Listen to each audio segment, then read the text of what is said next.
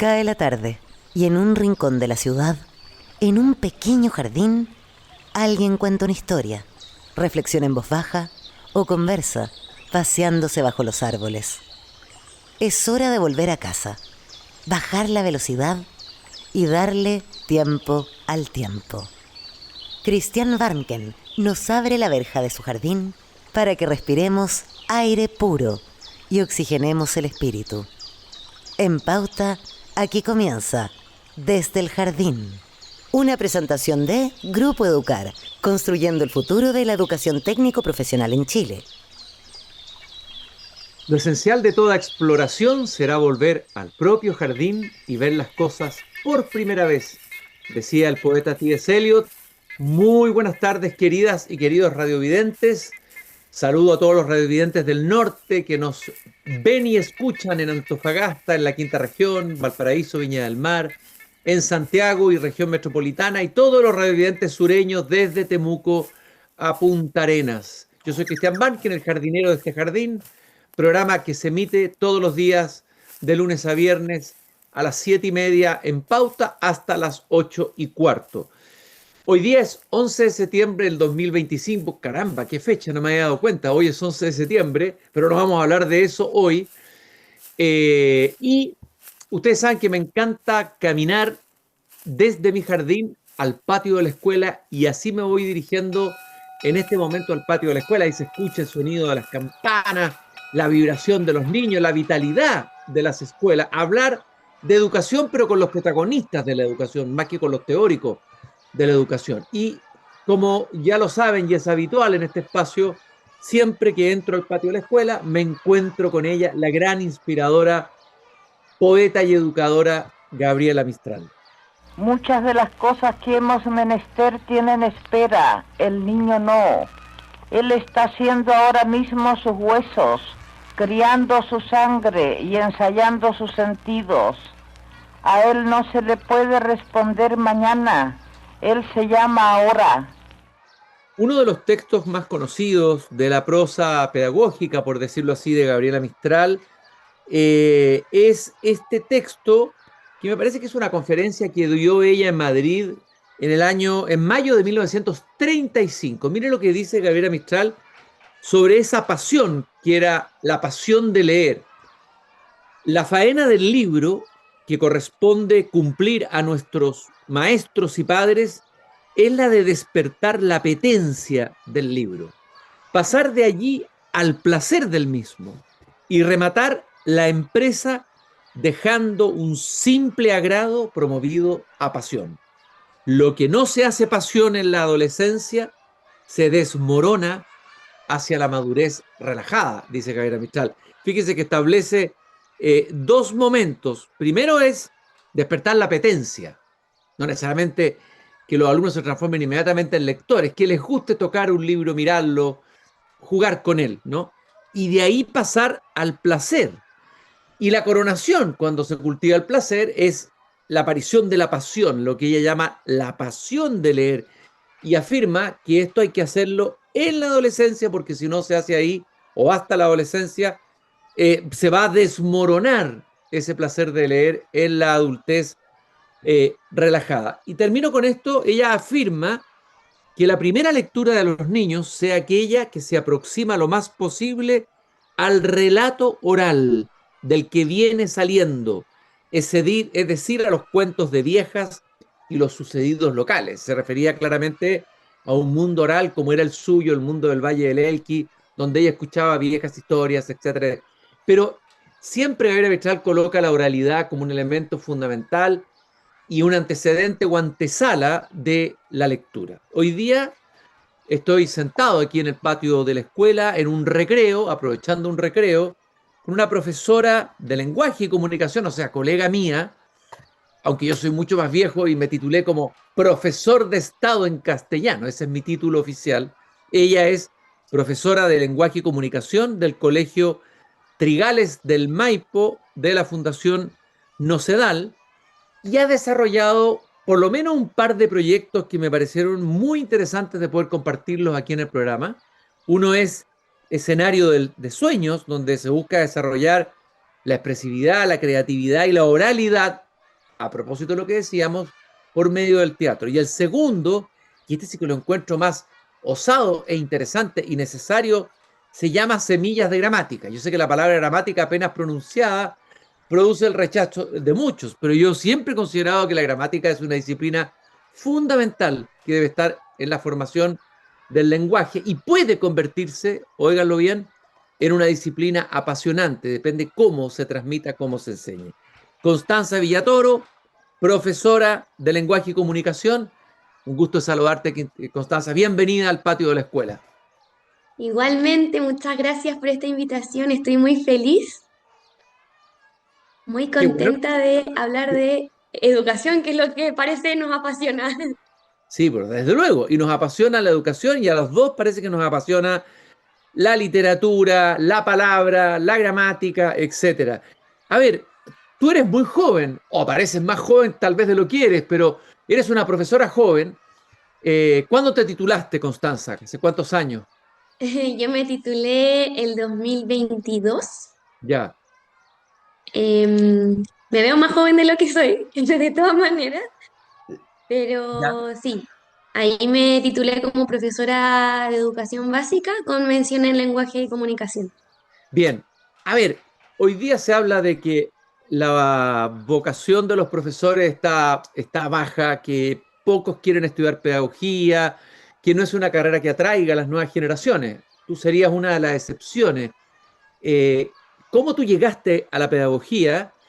¿Y cómo te parece que se puede estimular o propiciar que más jóvenes como tú lleguen a estudiar pedagogía? Jóvenes que amen lo que están haciendo, desde luego. Sí, de todas maneras, yo creo que en mi caso particular se conjugan dos cosas bien importantes. Una es la pasión, la vocación también, pero otra cosa muy importante es la vocación de servicio, de ponerse al servicio del otro para poder educar y acompañar a los que van a ser Chile más adelante. Ya son Chile, obviamente, pero eso es nuestro futuro. Y en ese sentido me parece muy importante resignificar la labor docente y de darle el respaldo y la responsabilidad que corresponde. Creo que sería más atractivo para las personas si es que hubiera una valorización más contundente hacia los profesores. Desde luego, una valoración de la sociedad toda, o sea, de toda la sociedad, ¿no es cierto? Que cuando uno diga soy profesor, no te miren como diciendo, uy, le fue mal, qué lástima que haya tenido que estar, tenga que estar haciendo esto, como ocurre. O cuando un padre, un hijo le dice, papá, quiero estudiar pedagogía, eh, eh, tenemos que ver los ojos de ese papá, cómo va a reaccionar ante aquello. Bueno, un papá sabio, inteligente, va a decir maravilloso, pero lamentablemente tú tienes razón que hay que resignificar el papel del educador en Chile, revalorizarlo. Eso es una tarea pendiente que tenemos como país. Eh, Tú estás ejerciendo tu tarea de profesora en el Colegio Trigales. Háblame de este Colegio Trigales, dónde está exactamente, cómo son tus alumnos, cómo es el contexto en el que trabajas, etcétera. Yo trabajo en el Colegio Trigales del Maipo de la Fundación Nocedal. Está ubicado en Puente Alto, en un lugar que se llama Bajos de Mena. Eh, Tengo 36 alumnas por sala y es de solo mujeres. Hoy es un proyecto que está en crecimiento porque el colegio es relativamente nuevo y vamos creciendo con las niñitas, así que nuestras niñitas que comenzaron con el proyecto van ahora en sexto básico. Oye, y Bajos de Mena es un lugar, me imagino, con alta vulnerabilidad social, como se dice. Me imagino que debe ser una realidad muy potente, muy demandante, ¿no? ¿Cuál es tu mirada de eso, tu diagnóstico del lugar donde tú misma trabajas y despliegas tu tarea de profesora? Es un contexto desafiante, sin duda, pero también creo que es muy lindo trabajar acá y es muy lindo lo que se puede lograr con las familias y con cada una de las niñas que asisten a nuestro colegio. Es, no sé, todos los días hablamos de nuestros sueños, de las metas que queremos lograr, de qué vamos a hacer para lograrla en el fondo. Y es un sector que en ciertas dimensiones y en ciertos aspectos está muy abandonado, entonces me parece que Se necesita más apoyo acá.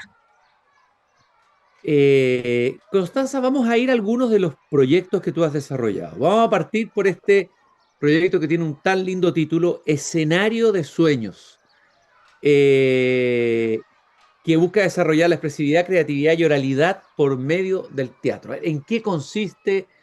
¿Con qué alumnas trabajas ahí? ¿Cómo lo trabajas? Cuéntanos, compártenos, expláyate sobre este proyecto Escenario de Sueños. Este escenario de sueño busca, como tú bien dices, desarrollar la expresividad, la corporalidad, la creatividad, también buscando como resignificar el patrimonio cultural inmaterial, digamos, en cuanto a la literacidad de mito y leyenda, porque son muy ricas en términos culturales y de comunidad. Lo trabajé con un grupo de niñas de tercero básico, con los dos terceros básicos del colegio, y en base a mitos y leyendas hicimos títeres en las clases de arte y vamos a presentarlo a niñas más pequeñas, a las niñas de primero básico.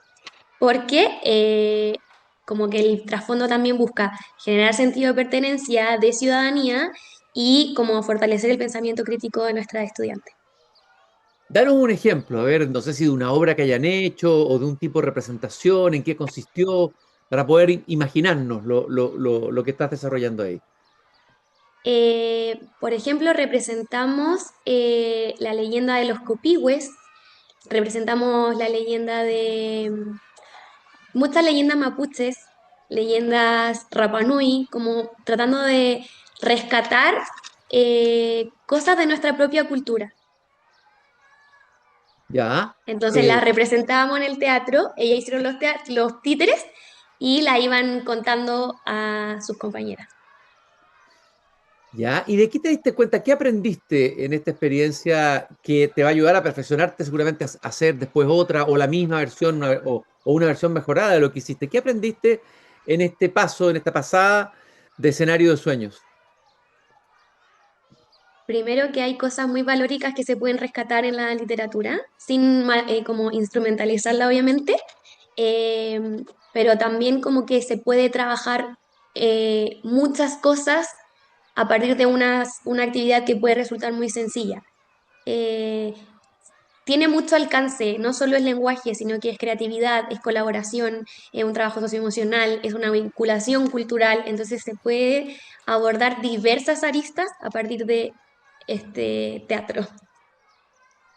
Eh, y el teatro, me imagino que es algo que fascina y sigue fascinando a las nuevas generaciones, estas generaciones que se dice que está pegada a los celulares, a los dispositivos digitales. ¿Qué pasa con el teatro hoy que suscita en las nuevas generaciones de niños con los que tú estás trabajando?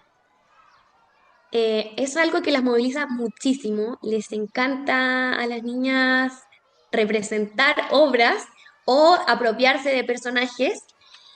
Antes de este proyecto habíamos hecho un juicio literario que también había resultado muy bien y creo que permite como a las niñas crear y apropiarse de de un rol, como de promover también habilidades en términos de confianza, de autoestima, trabajo colaborativo.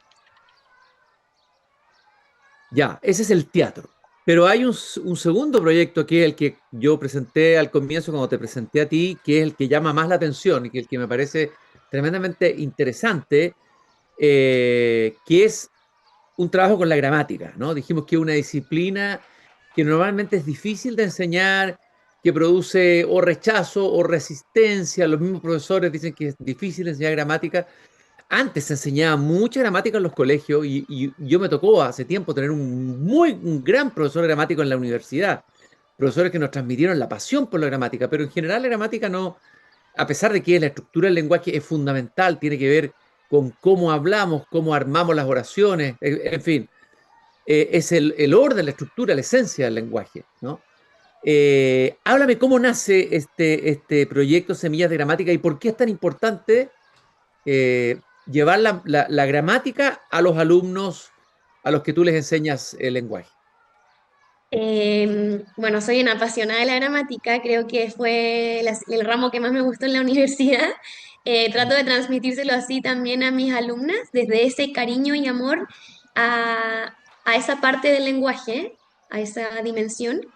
Y me parece que, bueno, le puse semillas de gramática al proyecto porque en el fondo es plantar en su corazón o en su forma de pensar, en su forma de reflexionar, cómo funciona el lenguaje para poder sembrar también eh, comprensión oral, comprensión escrita. eh, a la hora, cuando las niñas son capaces de reentender y como ver la gramática desde un sentido más funcional y desde un sentido con su efecto de sentido, para ellas es más significativo. No sé si se entiende. Sí, explícale un poco más, cuéntalo tal vez con un ejemplo o con algo que te haya pasado en las mismas clases con la gramática.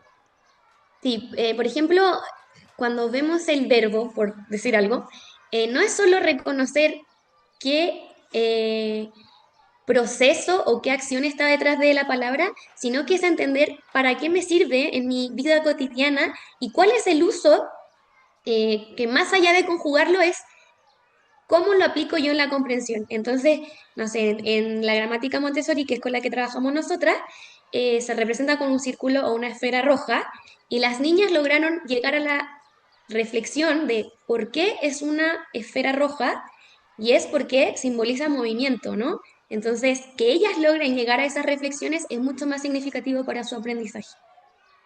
Me parece increíble que estén asociadas, digamos, el verbo, que esté asociado el complemento o el sujeto a colores, ¿no?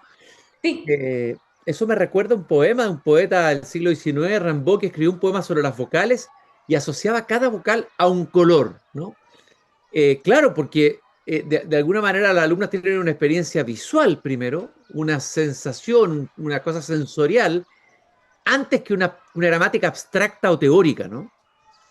Sí, de todas maneras, o sea, igual es una gramática no tan compleja porque son chiquitas todavía, ¿no? Pero el hecho de que ellas ya sean conscientes de, no sé, como la concordancia que hay entre género, número, sustantivo, el referente, como que ellas ya sean capaces de lograr eso en tercero básico para mí es muy importante. Y claro, cada figura gramatical, cada estructura gramatical tiene una figura asociada. Entonces, el sustantivo es un triángulo negro grande y ellas han logrado resolver por qué es el más grande. ¿Y cómo florecen estas semillas después en estas alumnas? Una alumna que ha pasado por una clase de gramática, ¿cuál es la diferencia de una alumna de esa edad que no ha pasado por una clase de gramática? A mí me parece que es especialmente importante a la hora de comprender. Creo que en nuestro país estamos muy bajitos en comprensión lectora, es uno de nuestras patitas cojas, por así Mm, decirlo, sí. y me parece que ellas pueden lograr grandes reflexiones junto con la gramática. Entender por qué se usan los pronombres o qué está reemplazando ese pronombre les permite comprender mucho mejor un texto, por ejemplo. Ya, y este método Montessori, ¿cómo llegaste a él? ¿Cómo te interesaste en la... Bueno, háblanos un poquito de la pedagogía Montessori, que es tremendamente interesante. Y entre paréntesis, Gabriela Mistral era una gran admiradora de la pedagogía Montessori, escribió varios artículos sobre él, sobre ese método. Ay, es que sin duda es una pedagogía muy bonita, de que busca el desarrollo de la niña y su autonomía. Y la verdad es que conocí esta metodología en la universidad en las clases de la profesora Silvana Arriagada, que aprovecho de contar que tiene una página muy interesante. Y ahí ella expone, y en esa clase me expuso esta metodología para enseñar gramática con niñas más pequeñas. Y la verdad es que me marcó mucho y me hizo mucho sentido enseñarla de esa manera. Estoy caminando en mi jardín con Constanza Villatoro, ella es profesora de la Universidad Católica de Chile, profesora de lenguaje y comunicación del Colegio Trigales del Maipo de la Fundación Nocedal. Hay varias cosas que no dijimos y es bueno que las explicitemos. ¿Qué es lo que es la Fundación Nocedal para quien no la conoce? ¿Podrías contarnos un poco de esa fundación, Constanza? Sí, de todas maneras, la Fundación Nocedal es una fundación del Opus Dei eh, que está en La Pintana y Puente Alto en cuatro colegios que buscan eh, propiciar educación de calidad a niños y niñas de estos sectores. Son vulnerables. Y yo he visitado uno de esos colegios, no recuerdo cuál, lo visité hace un tiempo, me llevaron a verlo y me impresionó ver en un contexto de una población, con todos los riesgos sociales que tiene, etcétera, ver un colegio tan bien armado en un sector tan vulnerable, ¿no? Es bien impresionante eso de estos colegios, ¿eh? Como, cómo tú puedes llegar a una realidad que parece tan distinta, uno diría, esto no va a resultar en una realidad así, y sin embargo produce transformación, tener un buen colegio que funcione. ¿Cuáles son los cambios que pasan con un colegio así en un sector como en donde tú enseñas, en Bajos de Mena? Yo creo que sí resulta, en especial para las niñas, para sus familias, para los niños también que forman parte de la fundación. Y también creo que todos merecen tener una educación de excelencia, tener un colegio de excelencia, un colegio lindo donde puedan crecer a nivel integral, desarrollarse. Y yo creo que esa es la realidad que todos los niños de nuestro país se merecen también. Claro, se trata de nivelar hacia arriba, ¿no? No de nivelar hacia abajo. Creo que el gran error se comete a veces de minusvalorar, en el fondo casi paternalistamente, a cierto alumno, ya sea porque viene de un contexto vulnerable, no tiene las capacidades, etcétera, en vez de llevarlo al más alto nivel, ¿no?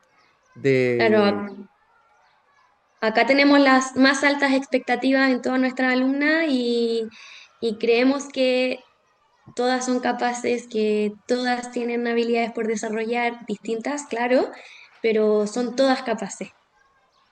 ¿Y qué ha sido para ti este desafío como alumna que vienes? Yo también estudié en la Católica, no he formado ahí en la teoría y todo, pero luego tiene que aplicar la teoría. Una cosa es lo que aprende en la academia y otra cosa es lo que pasa en la sala de clases real.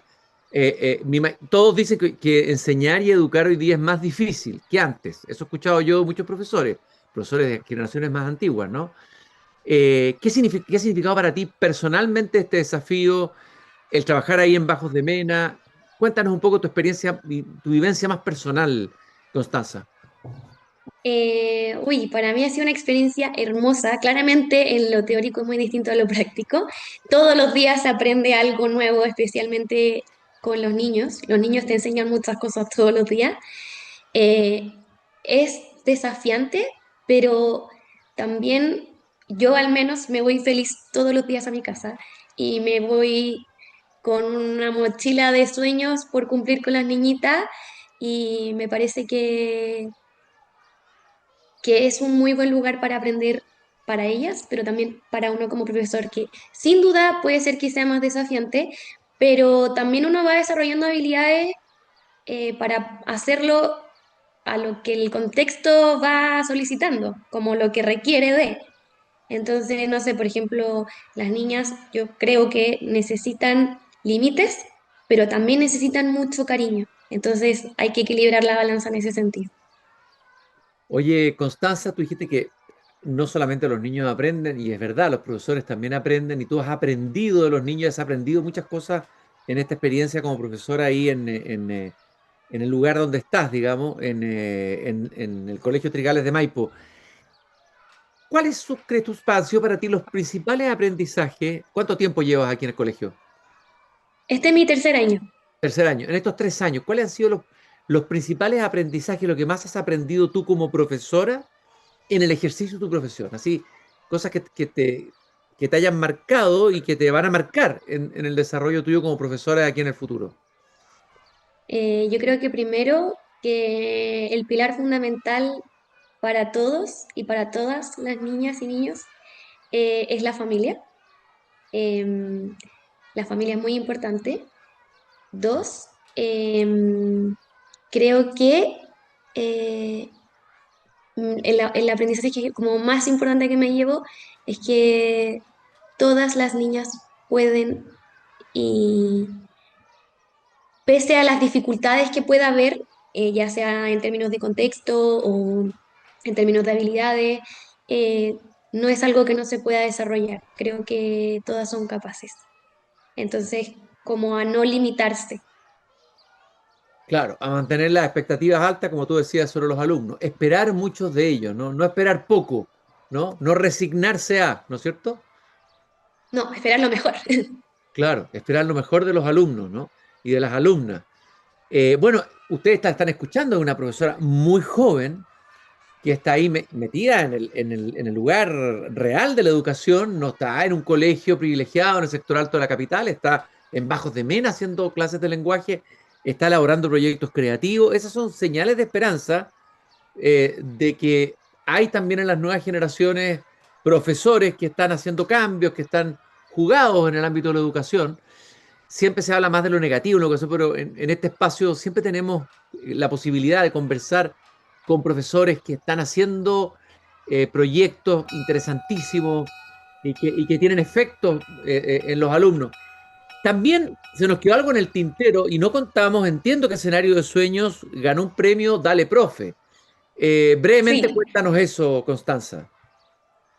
sí, logramos el financiamiento total gracias a la Red Vial. Así que nos van a venir a visitar y estamos muy contentos porque vamos a poder mostrarles cómo estamos trabajando acá en el colegio. Así que pudieron subvencionar toda la parte que nos faltaba. Y creo que habría que subvencionar, se necesita recursos para qué, para los títeres, para qué, para los disfraces, para qué se necesitaban los recursos.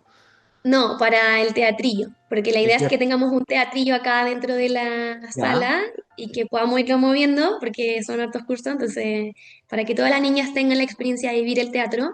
Y los títeres ya los hicimos con la profesora de arte. Quedaron muy lindos.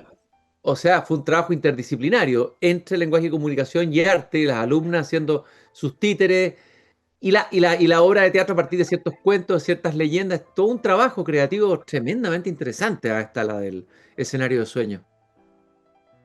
Sí, tratamos de rescatar distintas leyendas y mitos de nuestro país con el fin de acercar a las niñitas también a nuestra cultura, que por ejemplo ahora ya estamos en 18 y hay muchas cosas que pasan en esta fecha y que podrían tener su origen en la oralidad, que es lo que estábamos viendo a través de los mitos y las leyendas.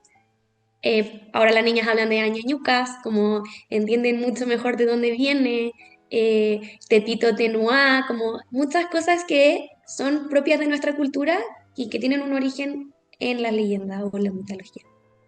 Me gusta esta imagen de este teatrillo que se va moviendo de sala en sala y donde van ellas representando, imagino a sus otros compañeros, las obras de teatro que han elaborado. Muchas gracias, Constanza, por esta conversación y por compartir con nosotros tu experiencia. Es de verdad esperanzador ver a profesores, profesoras, en este caso jóvenes, jugados por la educación en Chile. Constanza Villatoro, profesora de la Universidad Católica de Chile, profesora de Lenguaje y Comunicación del Colegio Trigales de Maipo de la Fundación Nocedal, autora del proyecto Escenario de Sueños, uno de los proyectos ganadores de Dale Profe. Fue un gusto conversar contigo. Un saludo muy grande a ti, a toda la comunidad del Colegio Trigales, a todos los colegas, profesores de ese colegio.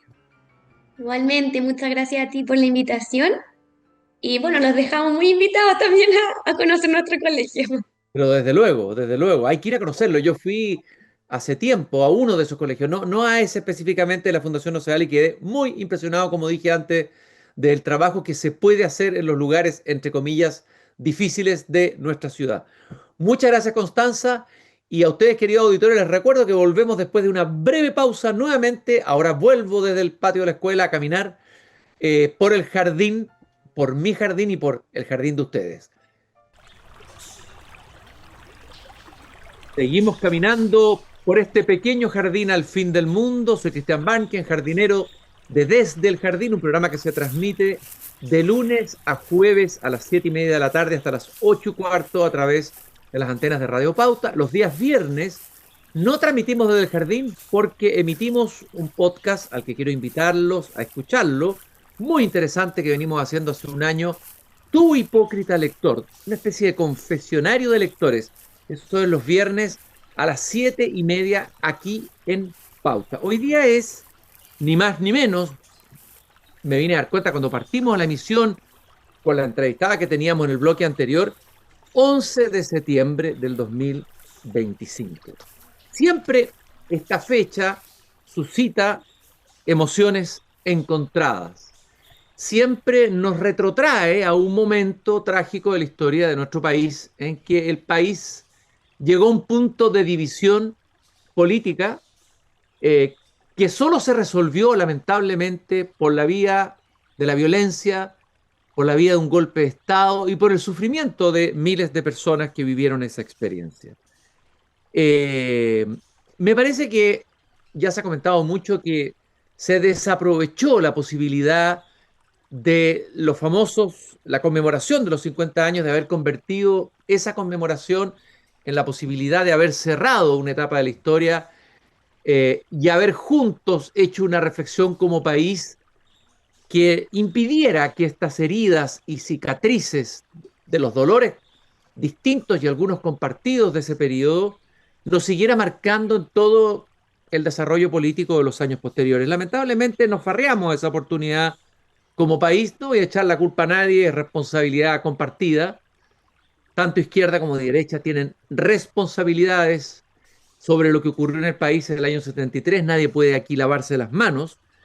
Pero ya obviamente que la realidad va cambiando, los ciudadanos van cambiando y van surgiendo nuevas generaciones. Probablemente de aquí a 10 o 15 años, la generación que va a tener que ir a votar, la que va a tener que participar en política, la que tomar decisiones políticas, ya no va a haber tenido esa vivencia traumática de lo que fue el 11 de septiembre de 1973.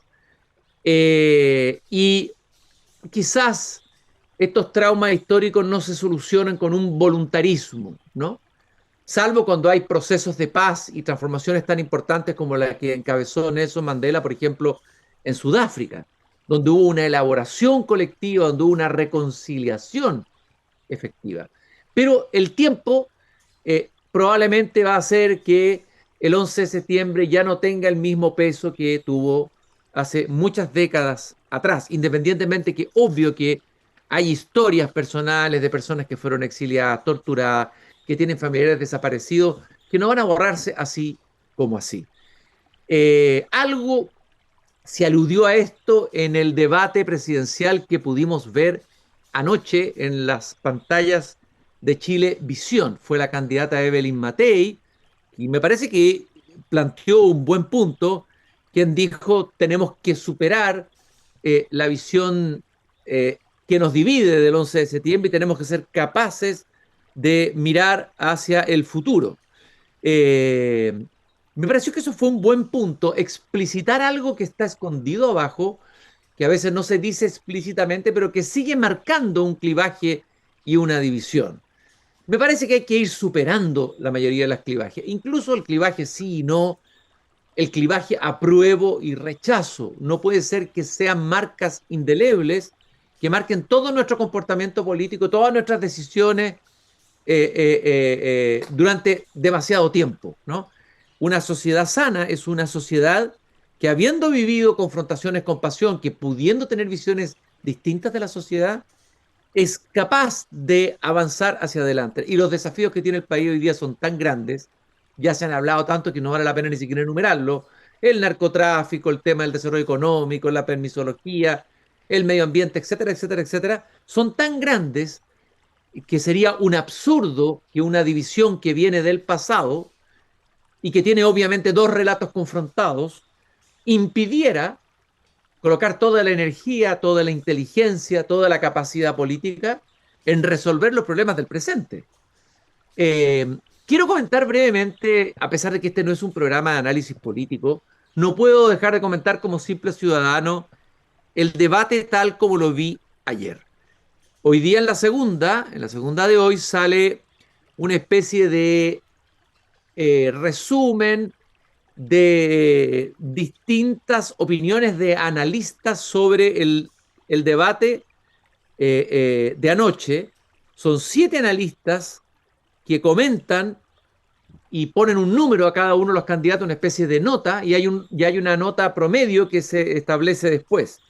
Paulina Valenzuela, de Datavoz; Paula Walker, de Origen Consultores; Javiera Arza, Red de Políglotas, Politólogas, perdón; Ignacio Imas, de Imaginación; Patricio Usayant, Ideas Republicanas; Juan Pablo Lavín, Panel Ciudadano UDD; y Damián Trivelli Eck. Bueno, Todos estos analistas le colocaron nota a cada uno de los candidatos. Es tan subjetivo, ¿ah? Hay veces que es clarísimo quién ganó o no un debate. La primera pregunta es, ¿qué es lo que es ganar en un debate? ¿Es lucirse? ¿Es lanzar buenas propuestas? Eso debiera ser, ¿no? Un debate de candidatos presidenciales, el que lleve las mejores propuestas, debiera ser el ganador, ¿no?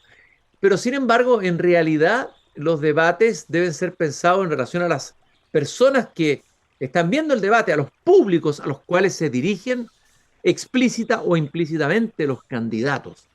Y ahí habría que hurgar más.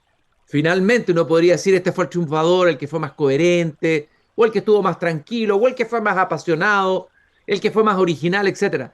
Pero ¿cuál es el efecto que produjo en su posible votante o en el votante que él quería conquistar? Ahí yo me declaro un poco incompetente, tengo algunas intuiciones, por eso voy a remitirme al resumen que hacen los analistas, que para algunos podrá resultar sorprendente. La mayoría de los analistas resumieron, le pusieron nota 5 a José Antonio Kast, 5,3 a Evelyn Matei, 4,8 a Kaiser, 4,1 a Janet Jara, 3,4 a Parisi, 5 a Maina Nichols, Harold Maina Nichols, 4,1 Marco Enrique Sominamis y 4,1 Artés. Es decir, según este resumen de distintas opiniones de expertos, analistas y expertos también en lo que es el debate, la ganadora, no por lejos para nada, habría sido Evelyn Matei, aunque muchos podrán pensar que no se lució mucho al comienzo. Su punto más alto, me parece que todos coinciden en eso, fue cuando le respondió a Parisi, que la verdad, tengo que decirlo,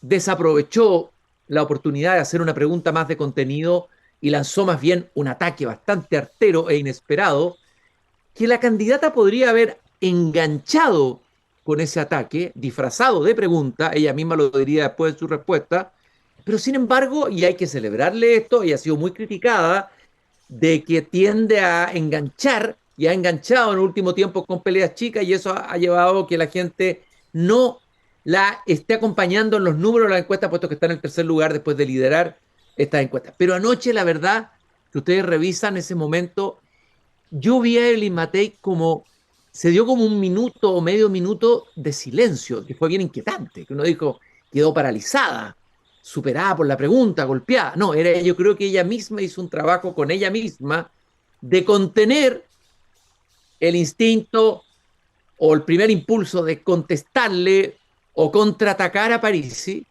y le hizo una respuesta que de verdad es el mejor momento de todas maneras y uno de los momentos que se recordarán más de este debate. Lo hizo con altura, con firmeza, con claridad, y mostró un cierto talante y al mismo tiempo una cierta humanidad. Se mostró humana al reconocer un error del pasado, como fue sus diferencias que tuvo en algún momento con el ex presidente Sebastián Piñera. Hay que decir también que la gran sorpresa de este debate, era la gran incógnita, fue la de Harold Maina Nichols. A ver, es un hombre que no tiene experiencia política, al lado de la mayoría de los candidatos que estaban aquí presentes, algunos como candidatos. Por ejemplo, Kast tiene una cantidad de elecciones en su cuerpo, Matei también tiene elecciones como diputada, como alcaldesa, y anteriormente fue candidata presidencial hace mucho tiempo. Parisi tiene experiencia, Marco Enrique Ominami, para qué decir, y Artés son los eternos candidatos, pero Maina Nichols no. Y por lo tanto, obviamente que con menor experiencia, como alguien que, porque esto es un teatro, ¿no es cierto? El teatro de la política, un actor que tiene horas de actuación en el cuerpo, horas de vuelo, obviamente que tiene un desplante, una capacidad de improvisación, de reaccionar al imprevisto mayor que un actor que llega nerviosísimo la primera vez a un debate. Y no se vio a Maina Nichols nervioso. A mí me gustó, no es que sea mi candidato, estoy hablando en términos de imagen, me gustó la sobriedad con que estaba vestido, presentado, la sencillez, la cordialidad, la bonomía que salía y emanaba de su persona en las distintas respuestas. Obviamente que uno le surgen preguntas, como alguien que no tiene una coalición política detrás de él y está solo como un dedo, le dijo Evelyn Matei a Marco Enrique Ominami a propósito de que va con su puro partido, y ella decía que se necesita un gran equipo para enfrentar los problemas que el país necesita. Esa es la pregunta que uno puede hacerse legítimamente sobre Magne Nichols, una estupenda persona, demostró ser un buen candidato, pero ¿podrá ser presidente si no tiene un parlamento que lo acompañe, si no tiene una coalición política que le dé sustento? Quizás es la primera etapa, el primer recorrido de una persona que se va a ir fogueando y va a ir construyendo una alternativa política que parece más bien moderada, prudente, de centro, que no busca la disputa fácil ni la polarización. Me parece que más que nada él aportó en el debate y mostró que siendo sobrio, siendo moderado, siendo cordial, no se tiene por qué perder un debate, porque hoy día lo que se ha impuesto en el mundo, en la mayoría de las elecciones políticas en las democracias del mundo, es que el que ataca más, el que es más agresivo, el que es más punzante, es el que finalmente conquista los votos del electorado, que a veces está enrabiado o tiene miedo por el tema de seguridad, etcétera, etcétera, etcétera. Notable fue cuando habló de las minas antipersonales y puso el tema de la humanidad, sin hacer cálculos, que aquello podría quitarle votos, puesto que la gente lo primero, ante el tema de la migración, del desborde que hemos tenido de migración en el país, sería expulsar a todos los inmigrantes, colocar fosas, llenar de minas antipersonales. Bueno, él fue honesto, fue claro, habló de una experiencia personal con las minas, fue muy notable esa respuesta de Magne Nichols. No quiero seguir comentando sobre el resto de los candidatos, porque algunos tuvieron un mal desempeño. No quiero parecer usando esta tribuna para desprestigiar a nadie. Quiero más bien rescatar lo positivo de lo que viene el debate. A mí me parece que Harold Magne Nichols y Evelyn Matei tuvieron un desempeño positivo en el sentido que mostraron que sin ir a la polarización, sin ir al enfrentamiento, se puede ser un candidato que conquiste una audiencia que empieza a cansarse, y eso sería muy positivo, a cansarse de un debate ríspido, de un debate tensionado, de descalificaciones mutuas, y ojalá pudiéramos superar ese momento populista que tanto daño le está haciendo la política en el mundo. Quiero terminar diciendo, a propósito de eso mismo, que el asesinato del influencer, dirigente de 31 años, creo solamente, Kirk, de apellido Kirk, en una universidad de Estados Unidos, el tremendo, brutal asesinato, es una alarma, es una señal de a dónde nos está llevando la polarización política en el mundo.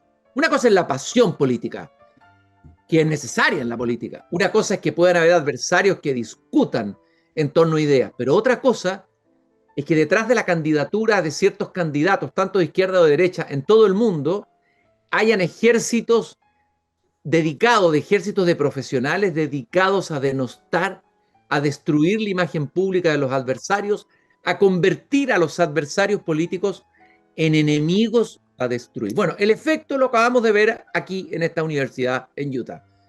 Alguien con un fusil, escopeta de largo alcance mató ante miles de personas, una persona que uno puede estar en desacuerdo con su idea, uno puede ser liberal, conservador, de izquierda, de derecha, ¿qué importa?